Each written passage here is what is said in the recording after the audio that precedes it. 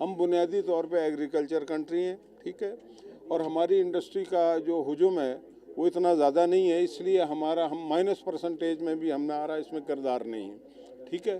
لیکن ہم ان vulnerable countries میں تیسرے نمبر پہ ہیں، یعنی کہ کرے کوئی اور بھوگتے ہیں ہم۔ اس کلائمیٹ چینج کی وجہ سے $26 بلین کا نقصان کر چکے ہیں 2010 سے 2015 کے درمیان۔ یہ جو کلائمیٹ چینج ہوا ہے جس کے نتیجے میں بارشیں جو ہیں ان کے اسپیل ہوئے ہیں ایسے کہ جو 100 سال نہیں ہوئے، سیلاب آئے ہیں، ٹھیک ہے، اور وہ ایسے سیلاب آئے ہیں کہ جن کی ماضی میں مثال نہیں ملتی۔ اچھا، اس کے نتیجے میں جو نقصانات ہوتے ہیں، آپ کے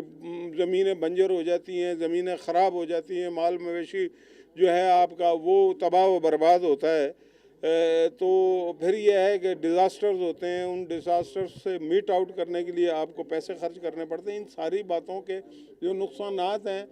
اس کو کوئی اس کو میجر نہیں کر رہا۔ ماحولیات کا دن منانے کا مقصد جو ہے وہ اویئرنیس کریٹ کرنا ہوتا ہے، اور اس سلسلے میں پاکستان جو ہے وہ بھی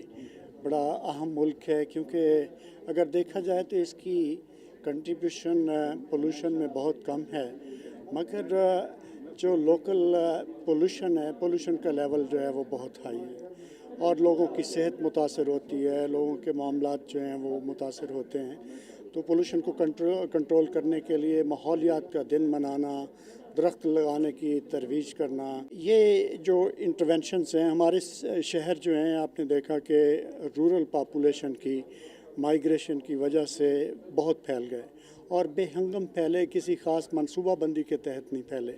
جب بھی شہر کوئی غیر منصوبہ بندی سے پھیلتا ہے نا، تو پھر وہاں پہ بہت سارے پرابلمز کریٹ ہوتے ہیں۔ سینیٹیشن جو ہے وہ پور ہوتی ہے، وہاں پہ انوائرمنٹل کنڈیشنز جو ہیں وہ پور ہوتی ہیں، ڈسپوزل ویسٹ کا جو ہے وہ پور ہوتا ہے۔ تو ان چیزوں کو ایڈریس کرنے کے لیے اب جو سٹیپس لیے جا رہے ہیں، ایک تو گورنمنٹ جو ہے وہ پالیسی کی طرف جا رہی ہے کہ رورل پاپولیشن جو ہے اس کی مائیگریشن کو روکا جائے، ان کو وہاں پہ ہی روزگار دیا جائے اور انگیج کیا جائے۔ تو شہروں کی جو فردر ایکسپینشن ہوگی اس کو خاص منصوبہ بندی کے تحت، جو کہ ماحولیاتی